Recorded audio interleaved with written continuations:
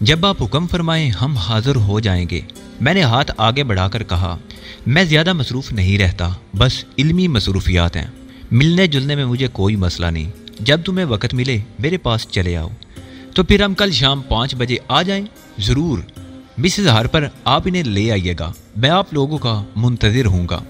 हम एबरन हाल से निकल आए। ये बहुत बड़ी कामयाबी थी कि इस शैतान से मुलाकात तय हो गई थी। रास्ते पर जीन हार्पर माइकल जोशर के कसीदे पढ़ती रही और मैं उसे दाद देता रहा। दिली दिल में खुश था कि माइकल जोशर के इल्मी तिलिस्म जिसमें नकब लगाने का मुझे मौका मिल गया था। अगले रोज हम माइकल जोशर से मिलने गए। उसने अपनी खूबसूरत रिहायशगाह के बरामदे में हमारा इस्तकबाल किया। लान में कुर्सियां डलवा दी गईं और हम बैठ गए। काफ़ी खासा पुरतकल्लफ दौर चला। फिर माइकल जोशर मुझसे मेरे बारे में पूछता रहा। मैं इमारत का बगौर जायजा ले रहा था। चंद मुलाजमीन के अलावा वहाँ कोई और नजर नहीं आया। ये बात भी खासी खुशाइंदा थी। मैंने उसे अपने बारे में बताया कि मुख्तलिफ काम करता रहता हूँ, बाकायदगी से कभी कोई काम नहीं करता। उसके बावजूद अच्छी खासी रकम मेरे पास मौजूद है। बस एक खलश है जनाब, मैंने आखिर में कहा। माइकल जोशर सवालिया नजरों से मेरी तरफ देखता रहा। उस खलश को कल आपने जबान दे दी थी, मैंने नदामत अमेज लहजे में कहा। मैं अब तक कीकल सुलेमानी के सिलसिले में कुछ नहीं कर सका हूँ, लेकिन आपसे मिलने के बाद कुछ करने की ख्वाहिश शदीद हो गई है। मैं जो कुछ भी करूँगा अपनी इस्तात के मुताबिक करूँगा और वो बहुत हकीर होगा, लेकिन मुझे तमानियत एक क्लब मैसर आ जाएगी। ये बात तुमने बिल्कुल दुरुस्त कही, ये तुम्हारा फ़र्ज भी है। मैं अपनी इस्तात के मुताबिक कुछ लेकर हाजिर हुआ हूँ। ये कहकर मैंने $5 लाख का चेक उसकी तरफ बढ़ा दिया। ओह, लेकिन ये तो बहुत बड़ी रकम है मिस्टर हिकल। माइकल जोशर के लहजे में हैरत थी। तमाम उम्र की कमाई $6 लाख थी जनाब। मुझे शर्मिंदगी है, लेकिन मुझ जैसा आम आदमी मुस्तकबिल के बारे में भी अदम तहफ़्फ़ुज़ का शिकार रहता ही है। इसलिए मैंने $1 लाख आड़े वक्तों के लिए बचा लिया है, लेकिन अब मुझे शर्मिंदगी हो रही है। ऐसी कोई बात नहीं, अपना ख्याल रखना ज़रूरी भी है, माइकल जोशर ने कहा और उठकर मेरी पेशानी चूम ली। जीन हार्पर भी बहुत खुश नजर आ रही थी। और जनाब सच तो यह है कि इससे मेरी तसल्ली नहीं हुई। मैं अमलन भी अपनी कौम के लिए कुछ करना चाहता हूँ। मैं तुम्हारे इस जज्बे को सराहता हूँ। मुझसे मिलते रहो, मुमकिन है मैं तुम्हें कोई जिम्मेदारी सौंप दूँ। हम दोनों तय दिल से आपके शुक्रगुजार हैं और हर मुमकिन खिदमत के लिए हम आमादा हैं, मैंने तहजीब की तरफ इशारा करते हुए कहा। माइकल जोशर चंद लम्हे मुझे बगौर देखता रहा और फिर बोला, कल सुबह 10 बजे मुझसे मिलो। मेरे पास एक अहम काम है जिसके लिए मुझे इंतहाई काबिल एतमाद आदमी दरकार है। अगर तुम उस सिलसिले में काम आ सके तो मुझे खुशी होगी। ये बताओ, दफ्तरी कामों का भी कुछ तजुर्बा है? जी हाँ, मैंने कहा, और मैं टाइप कर सकती हूँ। तहजीब बोली, ठीक है, कल सुबह 10 बजे मैं तुम्हारा इंतजार करूंगा। हमने इजाज़त चाही। माइकल जोशर हमें छोड़ने दरवाजे तक आया और बड़ी गर्मजोशी से हमें रुखसत किया। जीन हार्पर ने हमसे मादरत कर ली थी क्योंकि वो मजीद कुछ वहाँ ठहरना चाहती थी। बाहर आने के बाद तहजीब ने मुस्कुराती निगाहों से मुझे देखा और बोली, तुम्हारा क्या ख्याल है अली? 1 मिनट, मैंने हाथ के इशारे से उसे रोक दिया। वो समझ गई कि फिलहाल मैं बात नहीं करना चाहता। हम कार में बैठे और मैंने कार स्टार्ट कर दी। मैं बहुत चौकन्ना था। उस पीली कार के मुतल्लिक क्या ख्याल है तहजीब? मैंने अकबल आईने में देखते हुए पूछा। तहजीब ने चौंक कर पीछे देखा। नहीं, खसूसी से उस कार को देखने की हिमाकत ना करना।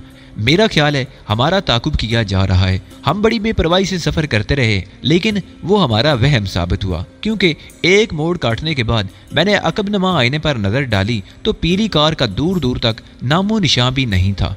ताहम हमारे नुक्ता निगाह से एहतियात बरतना बेहद ज़रूरी था। उस रात हम देर तक माइकल जोशर के बारे में गुफ्तगू करते रहे। अली, मुझे तो ये सब कुछ अजीब सा लगता है। हम बगैर किसी दुश्वारी के माइकल जोशर तक पहुंच गए। मुझे तो अभी तक यकीन ही नहीं आ रहा। तहजीब ने कहा, मैं ये बात समझ सकता हूँ, ये गैबी इमदाद है, और जब से मैंने इस काम में हाथ डाला है मुझे कदम कदम पर अपने रब की रहनुमाई का एहसास हुआ है। वरना ओली बाबट जैसे बाइख्तियार और अय्यार आदमी के सामने मेरी बसात ही क्या है। इसके अलावा तुम उसे माइकल जोशर की बदकिस्मती भी कह सकती हो, लेकिन उसने हमें इमारत के अंदर दाखिल नहीं होने दिया, लान तक ही महदूद रखा है।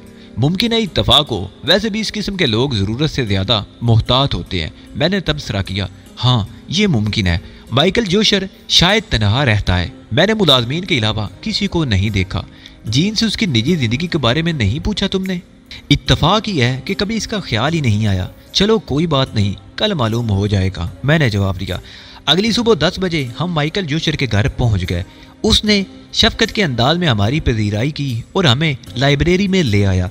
वहाँ अलमारियों में बेशुमार किताबें बेहद नफासत से चुनी हुई थी। एक राइटिंग टेबल भी मौजूद थी। मेरे नाम बेशुमार खतूत आते हैं, माइकल जोशर ने बिला तमहीद कहा। यूँ तो एबरन हाल के कुछ लोग इस सिलसिले में काम करते हैं, लेकिन निजी नोयत के खतूत के सिलसिले में मैं उनसे काम लेना नहीं चाहता। मैं चाहता हूँ कि तुम लोग मेरे निजी मुआवनीन की हैसियत से काम करो, ये हमारे लिए एजाज़ होगा। मैंने कहा मैं इस सिलसिले में मुलाजिम भी रख सकता था, माइकल जोशर ने कहा, लेकिन ज़ाती मामलात मुलाजमीन पर नहीं छोड़े जाते और उन पर एतबार भी नहीं किया जा सकता।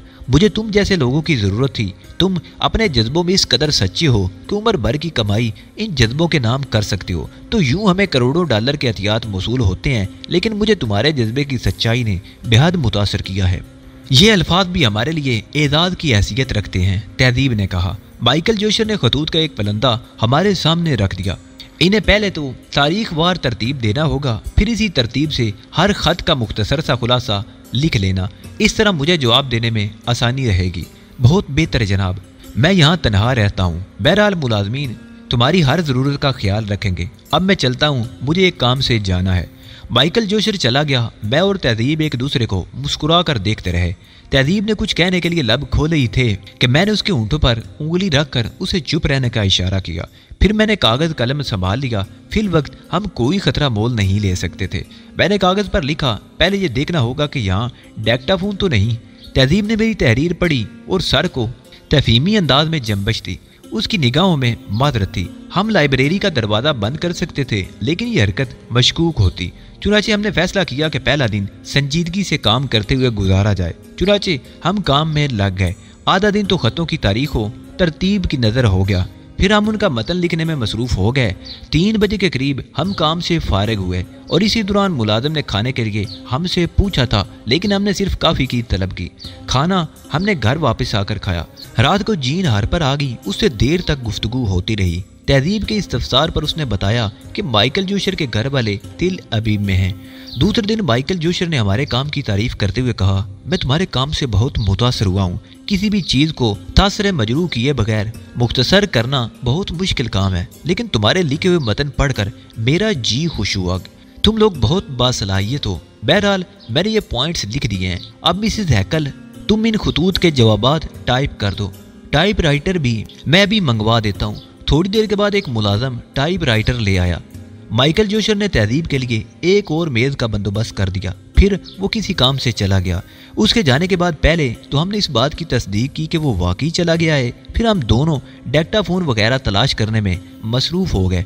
अलमारियों का भी गहरी नज़र से जायज़ा लिया गया। अलमारियाँ खोली जा सकती थी, लेकिन ये मुनासिब बात ना होती। बहरहाल बेहद जुस्तजू के बाद भी हमें कोई ऐसी चीज़ नहीं मिली। इस काम से फारिग होकर मैं खतूत में उलझ गया। तहजीब खतों के जवाब में टाइप करने में मसरूफ़ हो गई।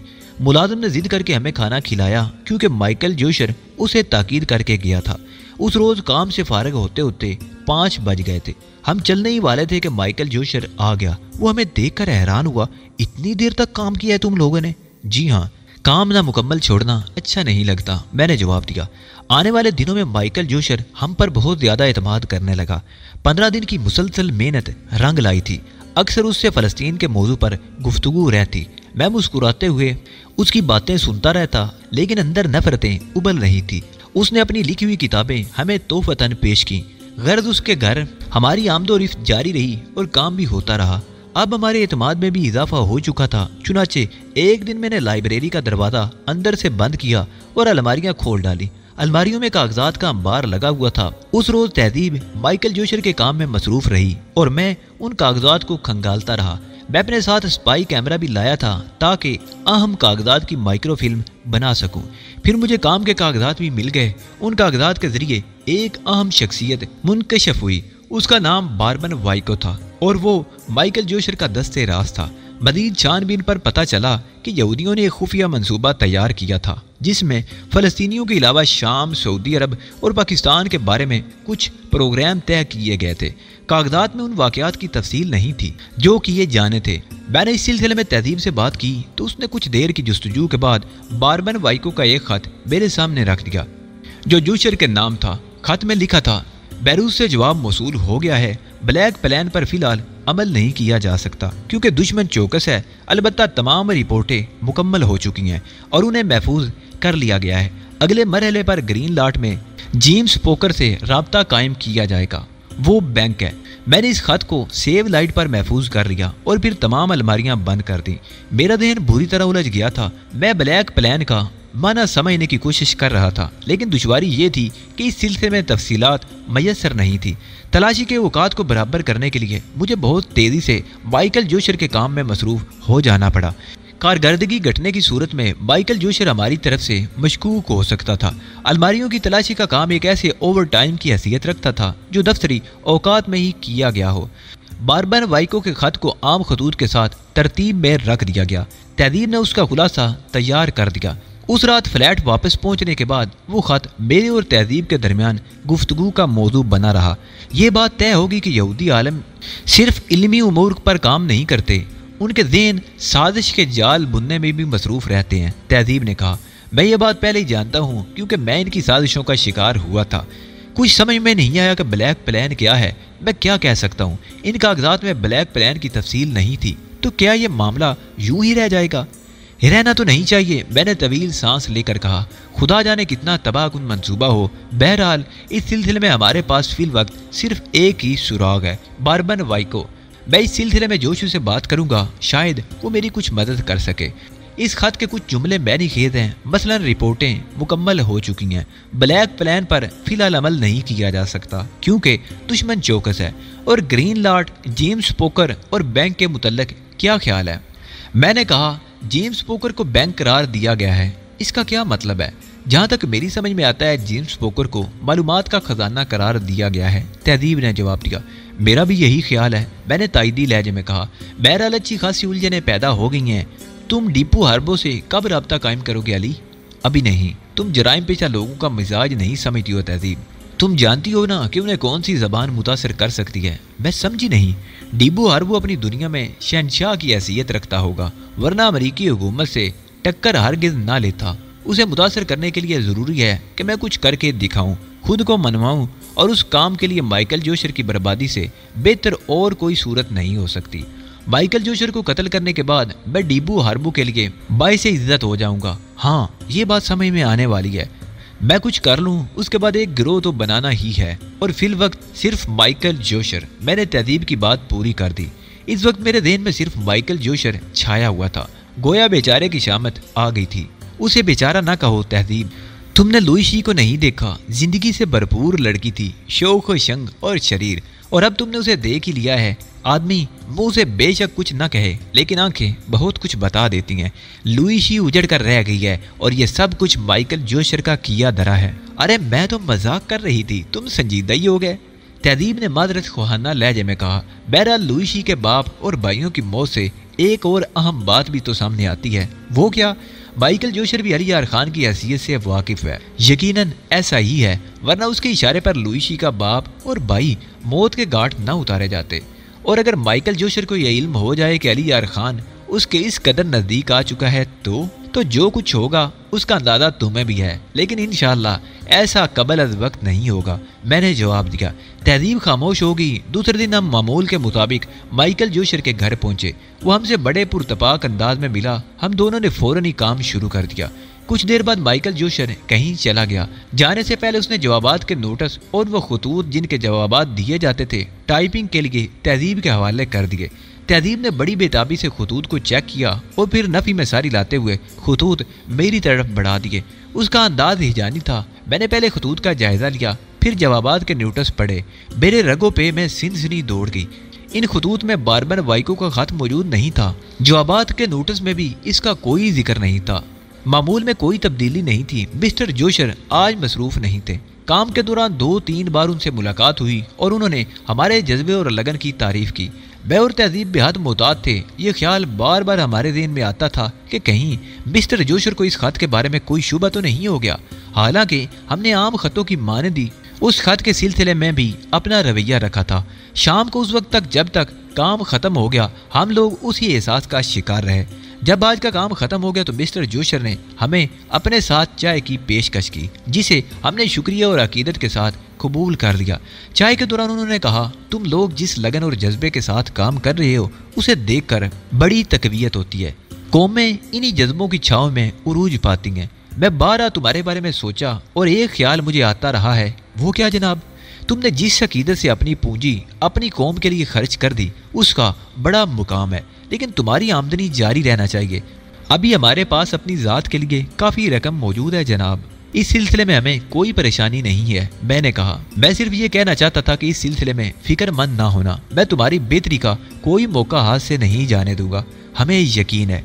चाय के बाद हम रुखसत होकर चल पड़े, लेकिन आज खुसूसी तौर पर मैंने ताकुब वगैरह का ख्याल रखा था। मुझे खत के बारे में शुबा था, लेकिन घर तक पहुंचते पहुंचते वो रफा हो गया। यूं लगता है जैसे माइकल जोशर हमारे सिलसिले में बिल्कुल मुतमईन हो। घर पहुंचने के बाद तहजीब ने कहा, शायद। मैंने भी जवाब दिया, तुम्हें शुबा है कोई? नहीं, उसके बावजूद एहतियात जरूरी है। तुम इस कौम से अभी पूरी तरह वाकिफ नहीं हो तहजीब। ये प्रोग्राम कब तक चलेगा? मैं जल्दबाजी नहीं करना चाहता। मजबूत बुनियादों पर काम करना मुनासिब होगा, वरना काम का आगाज तो फौरन भी किया जा सकता है। तहजीब खामोश होगी। दूसरे दिन कोठी पहुंचे तो मिस्टर जोशर का पैगाम एक मुलाजिम से मिला। मुलाजिम ने कहा, मिस्टर जोशर किसी अहम काम से सुबह 9 बजे सरी फार्म चले गए हैं, 3 बजे वापसी होगी। आपके लिए कह गए हैं कि आप काम जारी रखें और हस्बे मामूल मसरूफ रहें। ठीक है, मैंने बुर्दबारी से कहा, लेकिन हमारी आंखें खुशी से चमक उठी थी। ये तो बहुत ही अच्छा हुआ अली, तहजीब बोली। कम अज कम इसी दौरान हम दूसरे काम तो कर लेंगे। जल्दबाजी नहीं तहजीब, सूरत हाल का गहरी निगाह से जायजा लो। क्या मतलब? ये हमारा इम्तिहान भी हो सकता है। ओह तो क्या? नहीं, सिर्फ इम्कान की बात कर रहा हूँ। एक बात तो बताओ अली, क्या उस खत का मजमून तुम्हारे लिए बायसे कशिश नहीं था? 100% था। ब्लैक प्लान और वो खुफिया मंसूबा क्या था? खुदा जाने। सिहोनियत मुसलसल चालें चल रही हैं, यकीनन मुसलमानों के खिलाफ कोई मंसूबा होगा। तुम्हें तशवीश नहीं है? तशवीश ये बहुत मामूली लफ्ज़ है तहजीब। मेरी ज़िंदगी का कोई लम्हा इस ख्याल से खाली नहीं है कि मुसलमानों को आलमी साजिश के खिलाफ शदीद जिद्दोजहद करना है और हर लम्हा चौकस रहना है। तहजीब, फिर मेरे ख्याल में हमें यहाँ ज़्यादा वक्त ज़ाया नहीं करना चाहिए। ब्लैक प्लान का हमारे इल्म में आना ज़रूरी है। मैं जानता हूँ, मैंने पुरख्याल अंदाज में कहा और फिर चंद लम्हे गौर करने के बाद बोला, आओ तहजीब, आज इस इमारत से पूरी तरह रोशनास हो जाएं। तहजीब तैयार होगी। हमने सूरत हाल से पूरा फ़ायदा उठाया और इमारत के चप्पे चप्पे की तलाशी लेने लगे, लेकिन इसी दौरान पूरी तरह एहतियात रखी गई थी। कोई ऐसी चीज़ नहीं मिली इस तलाशी के दौरान जो काबिल तवज्जो होती। अलबत्ता इमारत के एक एक कमरे से हम वाकिफ़ हो गए थे। इस वक्त हम एक कमरे में खड़े वहाँ का जायजा ले रहे थे कि दफअतन एक दीवार में खला पैदा हो गया। तहजीब मालिक से एक संगी मुजस्मे से लगी खड़ी थी और मुजस्मे का बाजू दब जाने से यह खला पैदा हुआ था। हम दोनों हैरान रह गए। 2-3 बार इसका तजिया किया गया, उसके बाद हम खला में दाखिल हो गए। नीचे उतरने के लिए 14 सीढ़ियाँ थी। आखिरी सीढ़ी पर कदम रखते ही ऊपर का खला बंद हो गया और अंदर तेज रोशनी फैल गई। कोई 30-22-40 के साइज का कमरा था जिसमें एक शानदार लाइब्रेरी बनी हुई थी। एक मसहरी, एक सोफा सेट पड़ा हुआ था, अटैच बाथ भी था। ये माइकल जोशर का खुफिया कमरा था। उसके बाद हमें इस जगह की छानबीन करने से कौन रोक सकता था। हमने लाइब्रेरी की एक एक किताब देखी। सेंट्रल टेबल के नीचे ट्रांसमीटर भी मौजूद था जिसे नहायत सफाई से छुपाया गया था। इसका एक खास सिस्टम था जिसे किसी ख्याल के तहत मैंने नकारा बना दिया। गर्द हमें कई घंटे वहाँ सर्फ करना पड़े थे और इसी दौरान मैं तहजीब के इल्म में लाए बगैर इस तय खाने के बैरूनी राब्ते ख़त्म करता रहा। फिर हम बाहर निकल आए। इसी दौरान हमने ये जायजा भी लिया था कि तय खाने में इस दरवाजे को खोलने का क्या इंतज़ाम है। ये तजर्बा कामयाब रहा। मुजस्मे के बाजू को अगर उसकी जगह से एक मुख्तलिफ जाविये पर मोड़ दिया जाता तो दरवाज़ा अंदर से नहीं खुल सकता था। आज की मुहिम शानदार रही। हम वक्त मुकर्रर पर ही फ्लाइट पर वापस आए थे। उसके बाद तहजीब अहले खाना थी और मैं खुद को किसी खाने में फिट करने में नाकाम। दूसरे दिन फिर ड्यूटी पर पहुंच गए और पिछले दिन का काम बर्क रफ्तारी से करने लगे ताकि डबल काम निपटा लें। तीसरे दिन पहुंचे तो मिस्टर जोशर वापस आ चुके थे। बहुत मोहब्बत से मिले। हमारे लिए सरी फार्म से तहाइफ लाए थे। तुम्हारा काम खुश असलूबी से जारी है। मैंने तुम्हें दोस्तों की महफिल में रोशनास करा दिया है और ये पेशीन गोई कर दिया है कि आने वाले वक्त में 2 बेहतरीन कारिंदे उन्हें दे रहा हूँ। शुक्रिया मिस्टर जोशर, मैंने कहा। अपना काम जारी रखो, मैं सफ़र की थकन दूर करूँगा, माइकल जोशर ने कहा और चले गए। हमने अपना काम शुरू कर दिया था। दोपहर तक मिस्टर जोशर से दोबारा राब्ता कायम न हो सका, लेकिन दोपहर के बाद यकायक मुझ पर संग सवार हो गई। तहजीब को काम करते छोड़कर मैं अपनी जगह से निकल आया और मिस्टर जोशर की ख्वाबगाह में दाखिल हो गया। मेरे अंदाजे के मुताबिक वो वहाँ मौजूद थे। मेरा दिल धड़कने लगा, वक्त आ गया था और अचानक आ गया। मैं उस कमरे में दाखिल हो गया जहाँ से तय खाने जाने का रास्ता था और एक लम्हे में अंदाजा हो गया कि मिस्टर जोशर तय खाने में मौजूद हैं। बहुत जल्दी से मैंने फैसला किया था कि अब काम शुरू कर देना चाहिए। चुनाचे मैंने मुजस्मे का बाजू दबाकर खला पैदा किया और सीढ़ियाँ तय करने लगा। अंदर रोशनी थी जिससे ये अंदाजा हो गया कि माइकल जोशर तय खाने में मौजूद है। मैंने कदमों की आवाज़ ना पैदा होने दी थी। तय खाने में अपने लिए सही सूरत हाल का पहले ही जायजा मैं ले चुका था। चुनाचे बाएं सिमत की अलमारी के पीछे मैंने अपने आप को छुपा लिया और फिर तकरीबन 4 फीट आगे बढ़कर उस खला से आंखें लगा दी जिसे मैं पहले ही देख चुका था।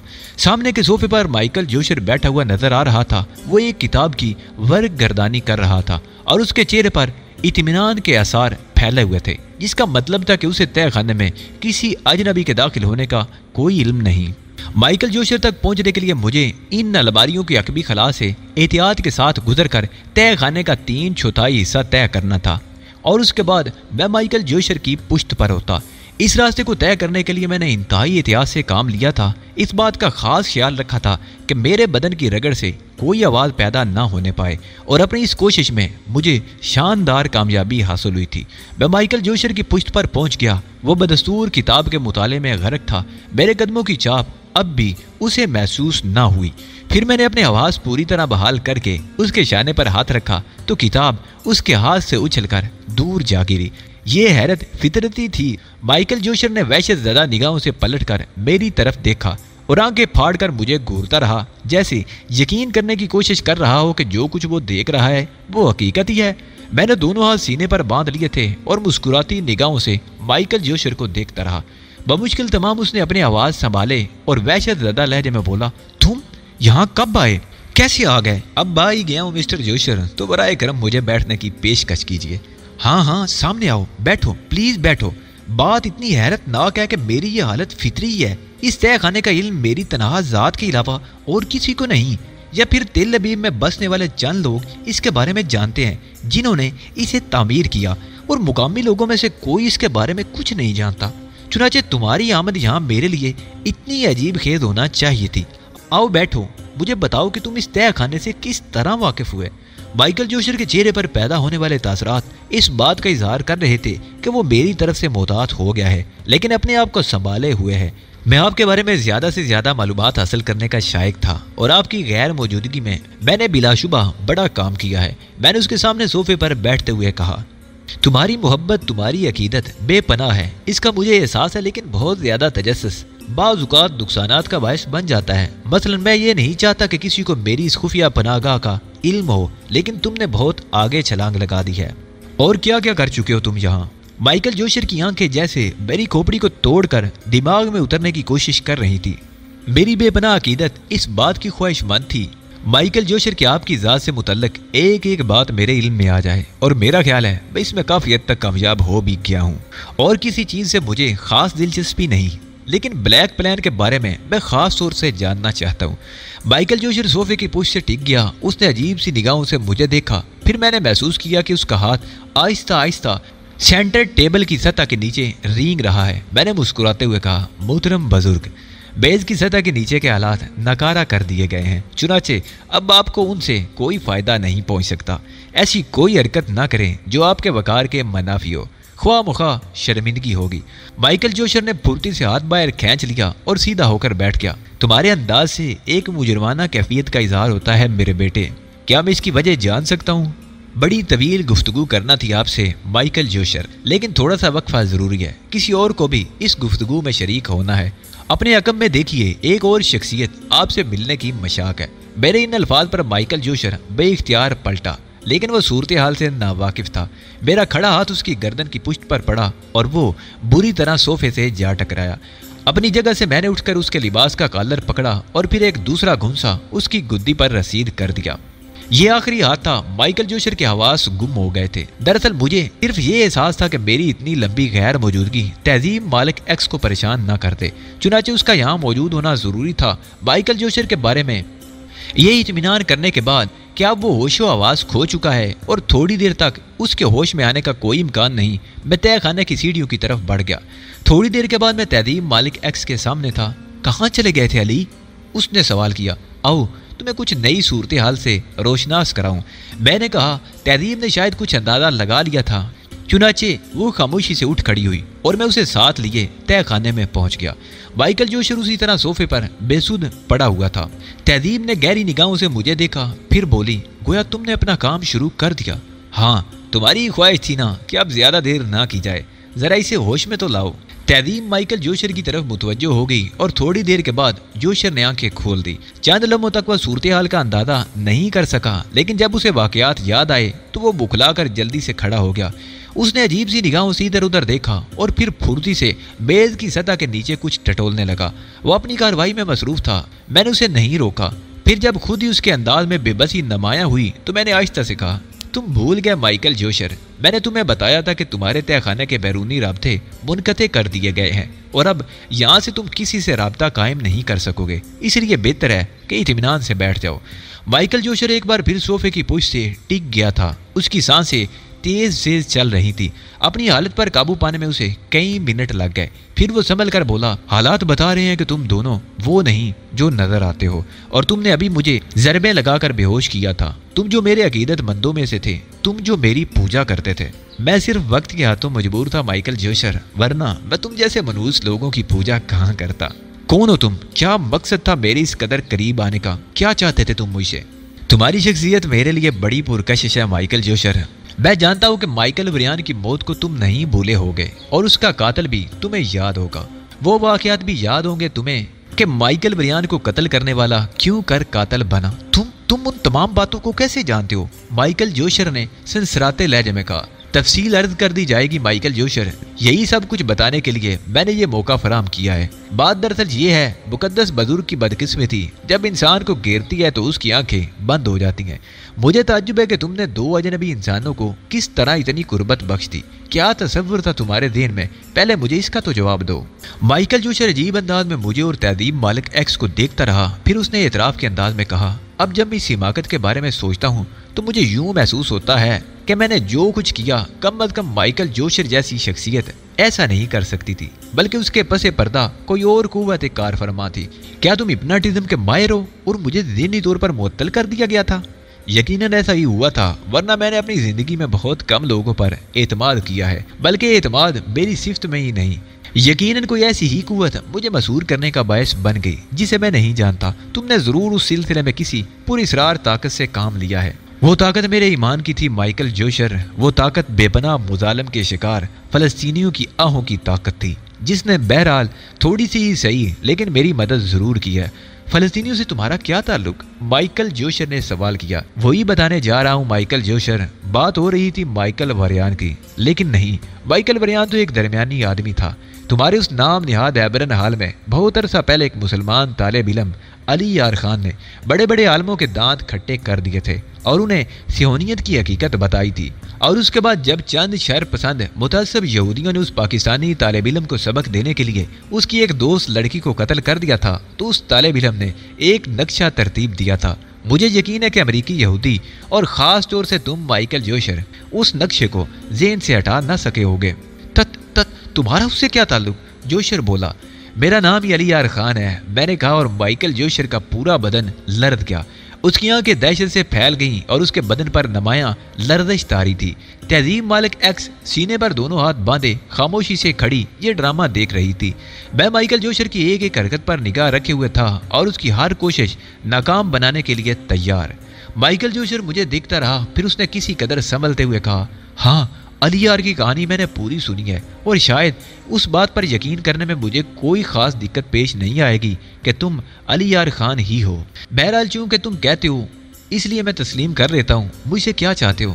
درمیان کی کہانی بہت طویل ہے مائیکل جوشر۔ اولی وارڈ سے یقیناً تمہارا رابطہ قائم ہوگا، اور ممکن ہے اولی وارڈ نے اپنی بدنصیبی کی داستانیں مفصل طور پر تمہیں سنائی ہوں گی۔ مختصر یہ کہ اولی وارڈ دنیا کے بیشتر حصوں میں میرا مد مقابل رہا اور میرے ہاتھوں شکست کھاتا رہا۔